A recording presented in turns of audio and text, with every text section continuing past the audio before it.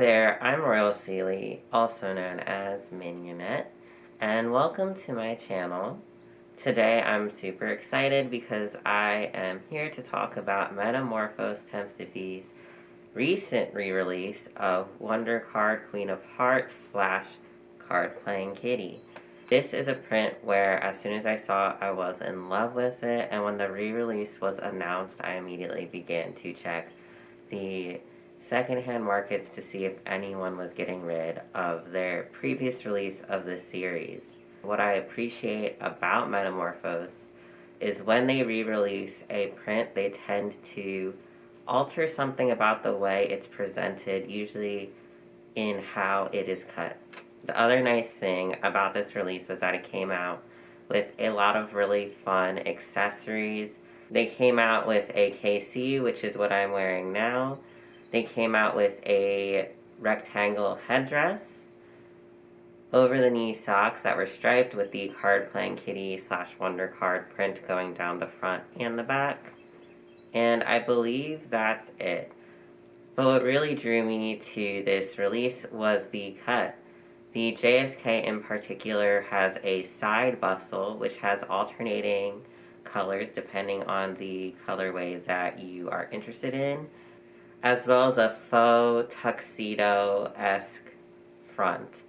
It's very cute, and the waist ties can be done in a way where they're also alternating colors depending on how you have them attached. The alternating imagery here doesn't change just there. At the bottom of the JSK cut, there are bows on the front that are alternating colors depending on what part of the main piece it's touching. I always love a bustle. I think it's really fun. It's another layer of ruffle and frill. What I thought was super fun is this fact that it was on the side, so it's asymmetrical.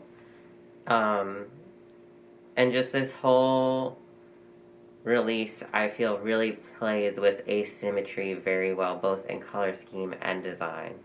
I also was thinking if Royal Vegas Retreat came back with the card motifs as well as the tuxedo front, this would be a wonderful piece to wear to an event like that.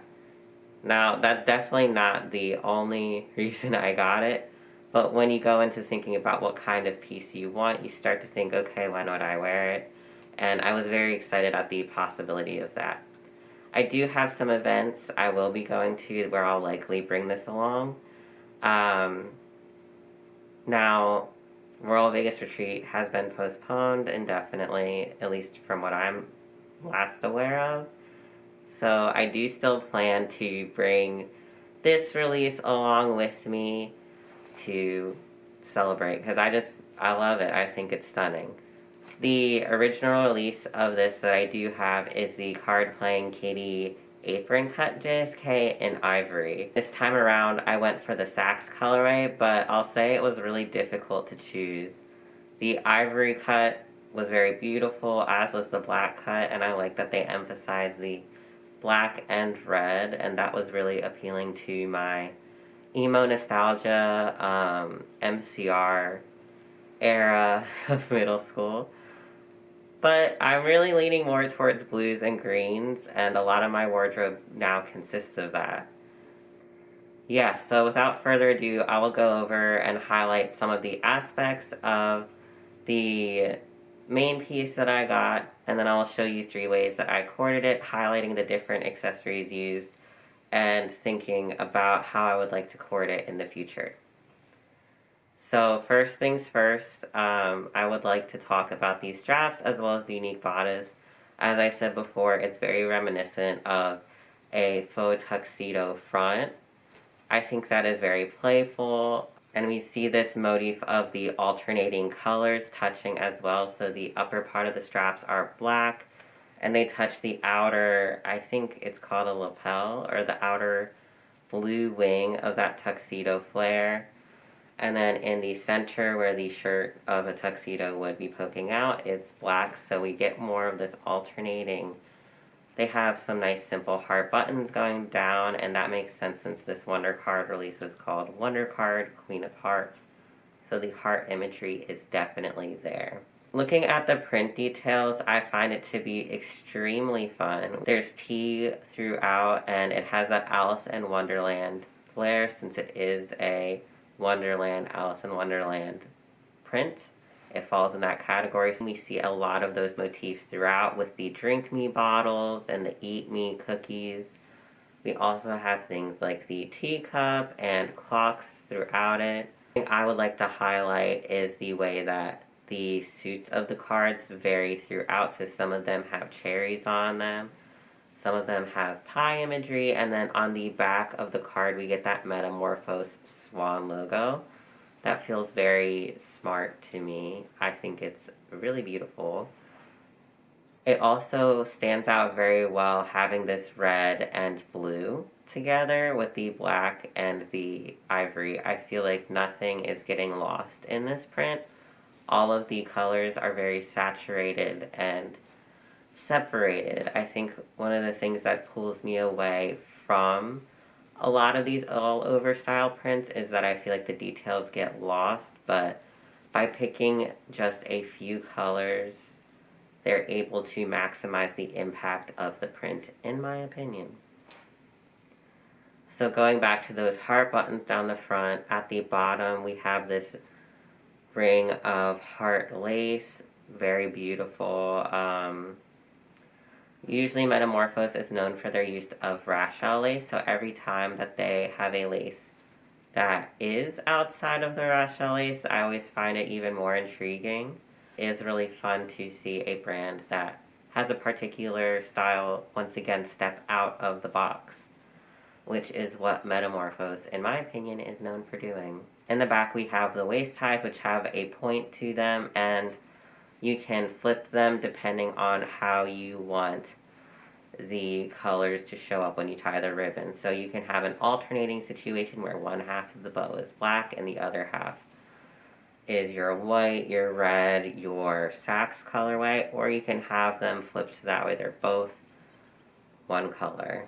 So I like the versatility in that aspect as well. Now I'm going to go into the coordinates that I did. So the first one I'm going to show is a brown coordinate. So I have a nice ruffly brown blouse, as well as these brown shoes from Baby the Stars Shine Bright. I coordinate the brown of my wig and the sax of the rectangle headdress in order to make this a repeating pattern throughout. Again, I'm here to show off the tights of the release, which I thought felt very comfortable. And I like that they had the print on the front and the back. Sometimes releases we don't get that, so the back of the OTK can look a little bit plain. I really appreciate it, especially when the back details of this JSK are so gorgeous with that alternating waist bow option. If you wore these socks with it, it gives you another chance to highlight some of the details of this release. I also have my Metamorphose brown double zip bag from a year or two ago, and I think this is a perfect fit. I'll say maybe it's not my most exciting coordinate, and I think I could do more to bring it over the top and add more interest, but I think it's a really nice basic coordinate. I think I will get a lot of use out of it in the cooler months. Another thing I want to show off is that the custom lace doesn't just stop at the heart bordering the bottom. We also have this lace that is the various suits of a card that is seen and highlighted in the rectangle headdress, but it is also on different parts of the main piece as well. And I would like to show off the side ribbons of the rectangle headdress, which have these striped ribbons. This is a nice callback to their previous release, so while they do change up their re-releases in terms of construction, it's nice for them to keep certain aspects like this striped ribbon, which in the apron cut that I have was a striped ribbon on the part where the strap attached to the bodice. Just another detail that I really like. I also love stripes, so it's all wins for me over here. The next coordinate that I ended up doing was a pink coordinate, and I thought this one was really fun. You often see things like pink and sax together, and I thought it would be fun to do it in a main piece that is perhaps a little bit more darker and edgier. It has this black, the red is very pigmented. Yeah, I thought it was a nice way to add color to it, and pink and red are not too far off from one another, so it didn't feel like too much of a stretch for me. Something to highlight here, and also in my current coordinate, is that the striped headdress, which you could also get in the solid black or the solid red colorway, came with this detachable pin, which means it can be worn on various other pieces or even on things like your bag. So the other day when I went out and about, I wasn't in a place where I could wear Lolita, but I had the option to pin this to my backpack that I was carrying around that day. And that was a way for me to feel connected to Lolita fashion in a time when I was unable to wear it, which is something I really appreciated. I always like brands that include mix and match pieces, and I think it worked really well here. I wore this pink head bow, but I felt like compared to what else was going on in the print, it felt a little too basic, and I was able to add some intrigue by detaching the removable pin from this headdress and put it onto the solid pink one. And that also connects the cookie theme that I went for in this as well. So I thought it would be fun to tie an accessory from a different brand release, from Angelic Pretty's French Cafe, with the teacup here and the fork and the spoon, as well as the biscuit that to me ties into this Alice in Wonderland theme. And in the print itself, there is things like forks, teacups, and biscuits. It also opens me up to the possibility of things like having a cookie bag or other more bakery themed accessories. The final coordinate that I did messed around with patterns a bit.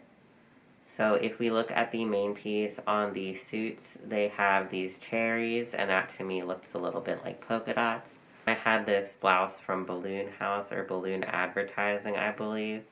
That was white with red hearts on it, which kind of mimics that Wonder Card Queen of Hearts feel, as well as the polka dot nature of the cherries on the card. So I was very excited to pair that blouse here, while also trying to make use of the striped KC and the red striped socks. I think here the reds are a little bit different. So the KC and the socks, they're more of like a burgundy or a deeper red, whereas the nature of this white chiffon blouse really makes the red look brighter. So I'm not sure if I'm completely satisfied with the way it turned out, but I do think it's very fun to mess around with things like patterns and textures in coordinating.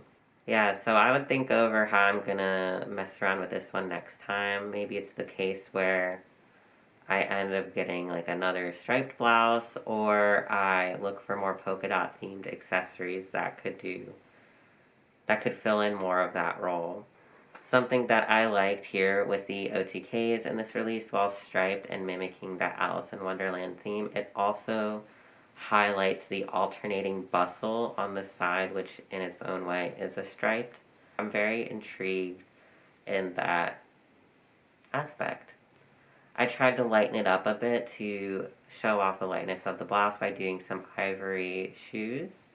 And I think this is probably the most balanced I could get this particular coordinate, without changing too much if I wanted to keep the blouse. But I think it's something I'm going to have to work a bit more on. And with that, that just about wraps up my Wonder Card / card playing kitty re-release from Metamorphose Temps de Fille. I would love to know what you think of the 3 coordinates I showed. And I would also love to know if you ended up getting this release, or if you would consider getting it. What are your thoughts? Yeah, definitely let me know. I have some travel planned, and unfortunately it also comes with the news that KCON in Toronto, Canada, is having some financial trouble, so this was a convention I was heavily considering going to. I recently got my passport, so it's something I was interested in. definitely support it if you are so inspired. I think it's really hard in North America to find big events for Lolita fashion or alternative day fashion that are on the east side. I see a lot of things happening over in central and western North America, but it's a little difficult. Thank you again for watching. My name is Minionette, aka Royal Sealy. You can find me on Tumblr and on Instagram at Royal Sealy. And at the time, I am currently putting together my NeoCities website. It's not going to be under Royal Sealy because I have some different aspirations with it. Yeah, so thanks for watching.